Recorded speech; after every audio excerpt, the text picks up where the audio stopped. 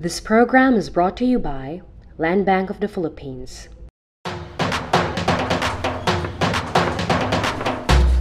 Parang piyesta. Maraming handa.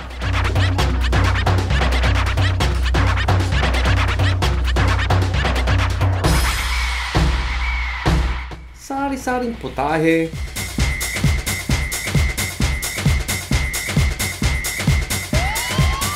Puro yamang dagat.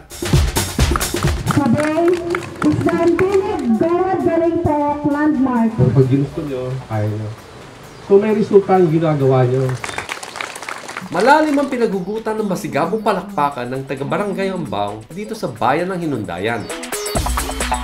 Sa imahinasyon na lang noon ng taga-Ambao, nakikita at natitikman ang napakasarap na biyaya ng dagat na kanilang inihanda. Halos 2 dekada na nakaraan nang mistunang nagtampo raw ang dagat. Halos wala nang mahuli ang mga mangingisda. Dumaraing ang ating mga mangingisda na halos wala nang mahuli sa ating mga baybayin at karagatan. Dahil sa mga iligal na paraan ng pangingisda, nawala ng kabuhayan ang ating mga kababayan at kinulang ang pagkain sa hapag. Ako po si Doc Eddie. Lumusong tayo sa baybayin ng Hinundayan, Southern Leyte para alamin kung paano bumalik ang sigla ng pangingisda sa Barangay Ambao, isang Galimpook.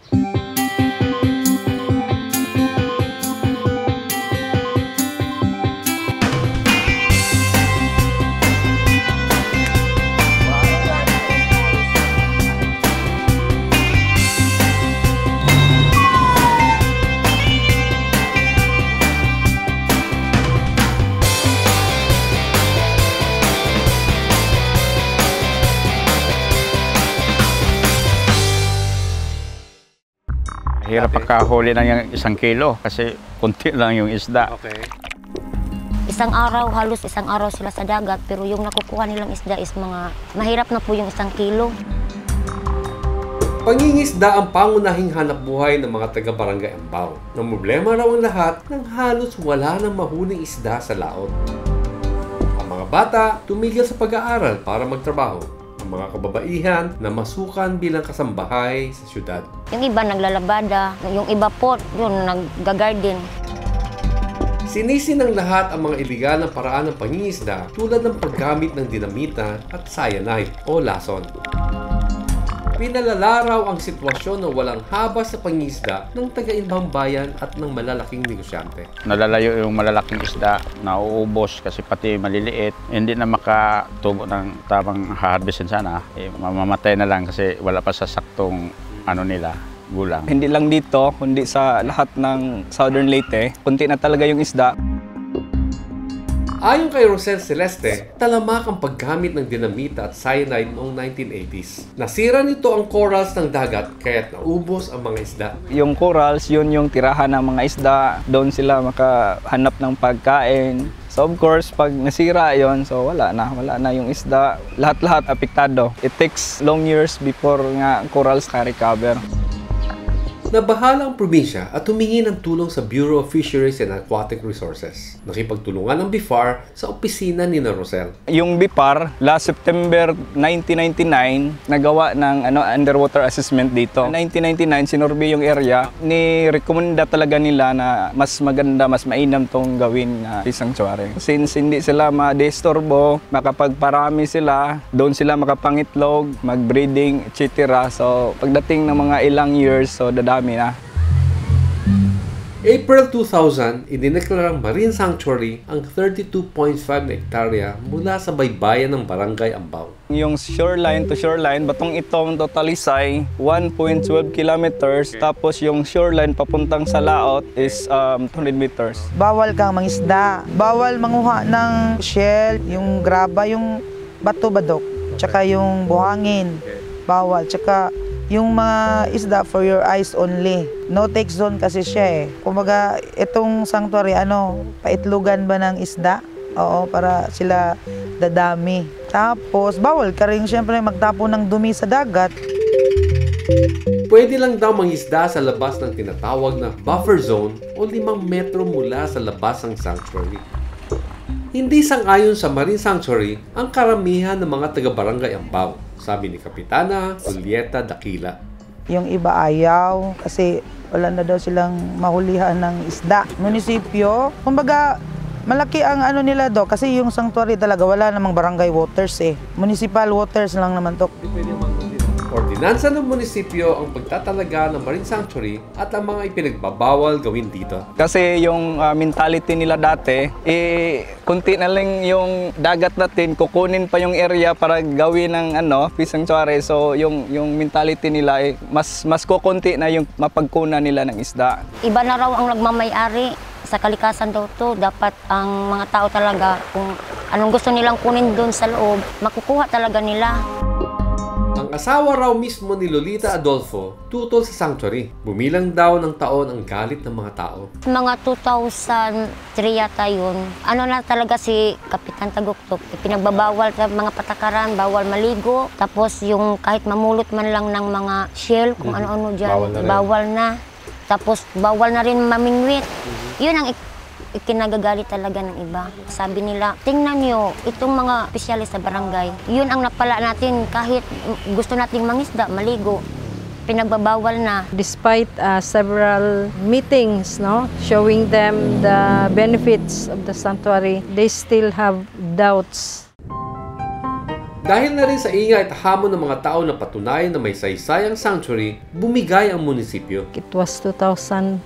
We opened this to show the people that there really are fish already in the sanctuary. Kasi they did not believe that the program has effect already. Nagawa kami ng resolusyon sa bayan na pwede bang buksan. 3 oras binuksan ang sanctuary sa mga mangingisda. Kahit mga 3 oras lang yon, maraming nahuling mga isda. Doon nakita ng mga tao na dapat pala tutulong sila sa programa. Yun nakita talaga namin na ang daming isda, iba't ibang klase sa isda. Ito pala ang laman ng dagat. Nagsimula doon ang mga tao. Tumulong na sila pagprotektar sa dagat.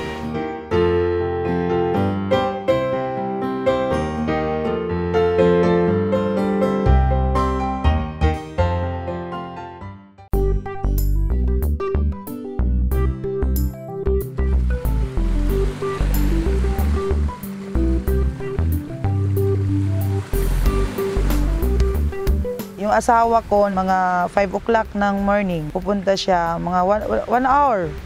Meron na siyang huling isda. Siguro mga 2 kilo pinaka na. Mabilisan lang. Anong ginagamit siya? Lambat? Hook and line dock, iganon mo lang, laglag. Tapos, Nakakailan siya isda? pag swertihin ka kaagad, ang kadalasang isda namin dito, yung mga red, yung lapu-lapo. Tapos ang nahuhuli nila kadalasan, yung mga danggit, lapu-lapo. Tapos yung blue, uhawon ang tawag dito sa amin. Maraming butterfly fish, yung alibangbang.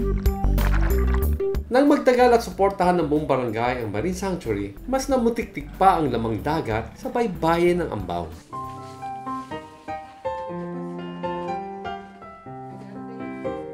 At may kasama pa itong bonus. Maraming programa rin ang pumasok sa barangay bilang tulong sa mga mangingisda. Meron na kaming grupo, yung AFWA, Ambaw, Fisher Folks, Farmers, and Women's Association. Kumbaga, inisa namin. Ilan ang miyembro niyan? 80. Meron na kasi silang mga livelihood. Sa DOLE lang namin ni-registered. Marami nang na bipinipisyo ang grupo. Bawa. Kung sa nyog, magtanim ka, magpatubo ka ng nyog, babayaran ka ng 18 pesos, tapos itanim mo, barang bigyan ka din ng incentives na 22, pero itanim mo naman sa lupa mo. Tapos binigyan kami ng yung mga puno ng kakao. Tapos meron kaming decorticating machine, yung gumagawa ng coco coir.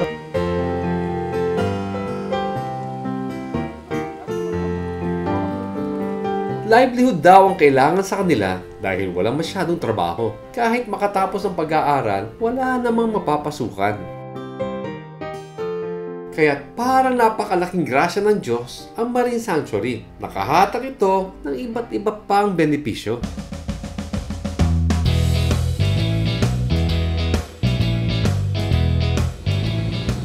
Mga alas 7, umpisa kami alas 7. Ano sa'yo bumabalik? Pinakamaga, alas 10, pinakamatagal hanggang madaling araw, alauna. Minsan, maka 10 kilo. Magkano yun? Mahigit 1,000. So, ang karaniwan mo, nakakailang kilo ka? Di bababa sa 3 kilo hanggang 6 na kilo. Anong ginagamit mo? Pana lang. Anong klaseng isda yon? Danggit at saka yung mga mulmol, yung malapitan lang ang pwedeng titirahin. Lumuwas at nagtrabaho na sa Maynila si Lolong Tabugon. Bumalik siya at nagdesisyong pumirmi na rito dahil maayos ng takbo ng hanap buhay. Pinakamasagana raw ang huli sa mga buwan ng Nobyembre at Disyembre dahil malalaki ang alon. Malalaki rin ang huli at kusang naglalabasan ng mga isda, pati ang alimukon o lobster. Dati, nung hindi pa to ginagawang sanctuary, madalang ka lang makakita ng ganong klaseng lobster. Ngayon, kahit saan-saan na yan nagpupunta. Sa dami na nila, kasi maghahanap rin ng ibang mataguan. 2 kilo. Masaya at kontento na si Lolong. Sa 4 na beses kada linggo na labas niya, nakakapag-uwi siya ng halos 3,000 piso. Marami rin siya naipundang, bukod sa nakapagpagawa ng bahay at pagpapaaral ng 2 anak. Ano pa napundar mo sa pangingisda? Yung palay, saka gamit ng bahay. Meron kang palayan? Di yung iba kasi nagpaparming, kukuha ng pera sa akin. Nagpapautang ka? O, papautang. Pala yung pambayad. Kaya din ako bibili ng bigas, tindahan konti para pang-survival. Dahil hitik na hitik ang Marine Sanctuary ng Ambao, marami ang sumusubok manghuli kahit bawal. Ang kadalasan nilang kinukuha dito yung lobster kasi mahal man ang mga lobster. Nandito kasi sa sanctuary namin ang lobster na yung tag 1,500 ang kilo, may 2,500 pa. Ang pinakababa nila basta buhay 800. Kadalasan namin nilang pumunta dito, Dok, yung maalon, mga month of November, December hanggang March. Kasi doon lalabas naman din yung mga lobster. Kasi gusto ng lobster maalon. Yung neighboring provinces namin, lalo na yung sa Surigao, dito talaga nagpupunta. Nagbubuso sila dito. Boso ang tawag sa paggamit ng kompresor sa paghuhuli ng lamang dagat. Yung compressor nasa ibabaw ng bangka, tapos may hose na gagamitin, lagay dito sa bibig ng tao. Pwede siyang manghuli ng isda doon sa ilalim kahit hindi siya lilitaw. Kasi may hangin siya eh. Kahit 30 minutes siya doong gagapang doon sa ilalim bago siya lilitaw, kumbaga. 2005, I think, we passed an ordinance declaring that using compressors as fishing were illegal. That was the time when the fish population began to rise. Maraming pinagdaan ng problema ang Marine Sanctuary ng Ambao. Minsan daw itong pinutakte ng crown of thorns o ang tinatawag nilang dapag. Sila yung sumisip-sip sa mga polyps ng corals. After how many days, mapapatay na sila. Yung kinukuha naming crown of thorns, mahigit yata 10,000. Dito lang na area sa sanctuary. Isa-isa, inaakyat namin sa bangka kasi di mo naman pwedeng, kasi kakalat yung mga itlog. Pagtusok ko, ahon kagad sa bangka. Maraming nakukuha namin. Mga 70 hanggang 80% ng coral sa sanctuary ang nasira raw noon. Ang ibang nasagip, nagsisimula pa lang ulit dumami at lumaki ngayon.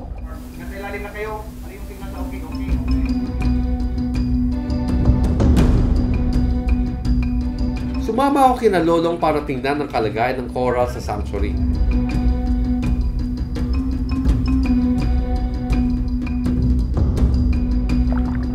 Ilang mga nasirang corals na nakita namin, tinutubuan ng kulay brown na lumot. Kahit daw ang malalakas na bagyo tulad ng Yolanda, nakasira din ng corals, nababali sa lakas ng hampas ng alon. At ang kinatatakutan na lahat na climate change, nakikita na rin ang masamang epekto sa Ambao. Corals yun sa biglang namumuti, namamatay na lang. Siguro sa pagbabago ng temperatura. Mainit? Oo, mainit. Nagbabago. Ayaw nang bumalik ng mga taga-barangay Ambao sa panahong wala na silang mahuling lamang dagat. Doble ingat ang lahat sa Marine Sanctuary. Ang buong barangay nagbabantay sa sino mang aabuso sa kanilang yamang dagat.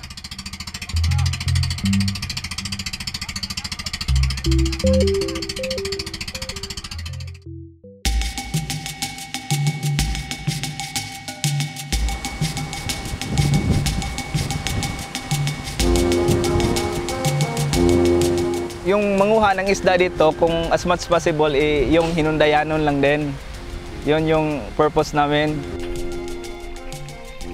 Dahil malinaw kung sino lang ang dapat makinabang sa Marine Sanctuary sa Barangay Ambao, ang lahat ng mangingisda rito ay nakarehistro. Kasi kung hindi ka nakarehistro, Doc, meron silang oras dyan na manghuhuli. Uhulihin nila yung lahat ng hindi nakaregistered. O kahit yung manghuha ka lang ng mga shell, nakaregistered ka rin kasi wala namang bayad yun eh. Yung iba dyan na nagpupunta kung walang rehistro, hinuhuli, may penalty yun eh, 2.5.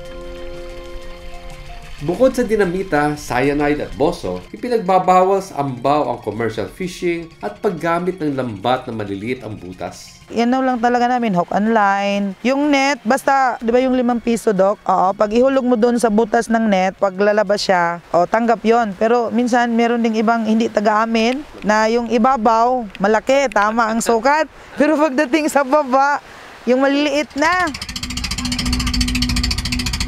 Pero may malalakas pa rin daw ang loob na sumusubok lumusot. Ang iba raw, kahit ang lalaki ng alon, parang hindi natatakot mamatay. Nakikipagsapalaran pa rin. Ang inisip nila, hindi namin sila mahuli dahil maalon. Tsaka, kung tingnan natin yung bangka nila doon, sarado. Hindi kagaya sa bangka namin ginagamit, open. Ang sa kanila, kahit ang alon gaganyan, hahampas, papasok sa loob, hindi matuloy kasi pupunta lang sa kabila, tapos pupunta din sa kabila.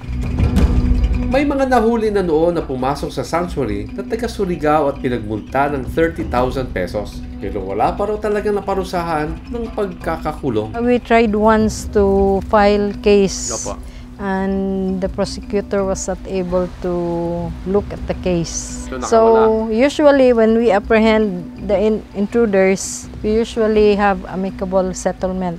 So it's usually the MFARMC members who will settle. Their paraphernalias will be confiscated. Sa batas kasi natin, pwede sila makapagpiyansa. Gamit nila, confiscated. Ayon kay Kapitana, ang ibang dumarayo sa Ambao ay may mga dalang armas kaya't may pulis na nakatalaga sa kanilang barangay para magbantay at sumaklolo. Ang hipi namin dito, babae na. Kahit babae siya, sumasama siya sa doon pag nagro-robing. Akala kasi nila, babayaan lang namin na pumasok sila. Ang dami niya kasing isda. May sariling bantay dagat ang Barangay Ambao. Bukod ito sa 6 na bantay dagat at 2 bantay sanktuaryo ng munisipyo.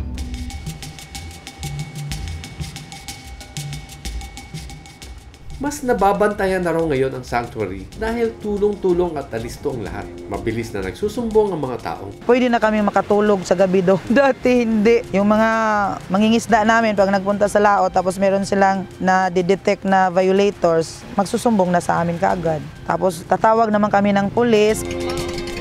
May ordinansa na rin ang barangay para sa catcher's fee. May premium 200 piso ang magsusumbong sa mga lumalabag sa patakaran sa sanctuary. Mahigpit ang pagpapatupad ng regulasyon sa Ambao. Hindi pwedeng pasensya-pasensya, ipatawag kagad sa barangay. So dapat higpit. Kung pabayaan mo, aabusuhin talaga. Masisira yung sanctuary. Kasi nakikita nila, nakakatulong talaga. Kaya kung i-compare nyo kami sa ibang sanctuary, sa kanila, hindi ganon. Minsan, yun pang nagbabantay, yun pang sumasalakay. Bantay sa lakay daw. Dito sa amin, kahit kamag-anak mo, kapatid mo, basta magkamali, talagang magpipinalty sila. Isang modelo raw ang pagpapatupad ng Barangay Ambao sa Marine Sanctuary Project. We appropriate budgets for the 2 sanctuaries. People here are more cooperative. So that's why when we compare the 2 sanctuaries, this one is more productive. Mas okay yung pamamalaka dito. Yung leadership yung kailangan sa isang project para mag-success. Dinarayo ngayon ang Barangay Ambao ng mga taga-ibang bayan na interesado sa Marine Sanctuary.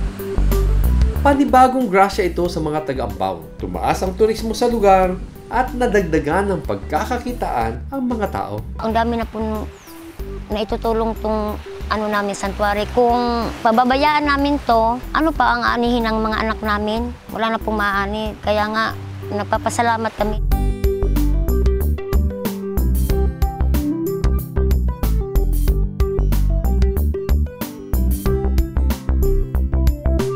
Dahil sa maayos na programa, determinasyon at pagtutulungan naman nakikinabang, namutiktik na muli ng huli ang baybayin ng Barangay Ambao. Sa ipinakita nila, simple lang yan.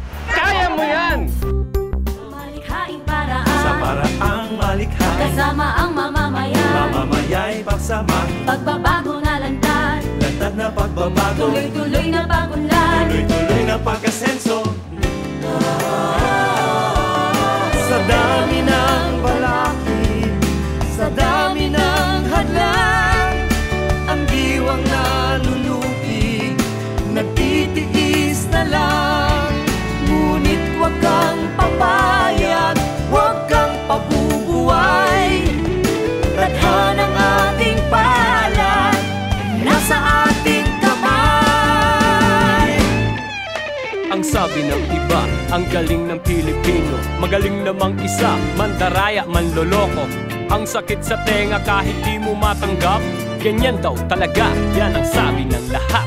Subalit dun sa aming munting komunidad, na mayani ang maraming kabutihan ng hangad. Pinaghusay ang lokal na gobyernong niluklok, pinagbanat na tanghal na isang galing puo. This program was brought to you by Land Bank of the Philippines.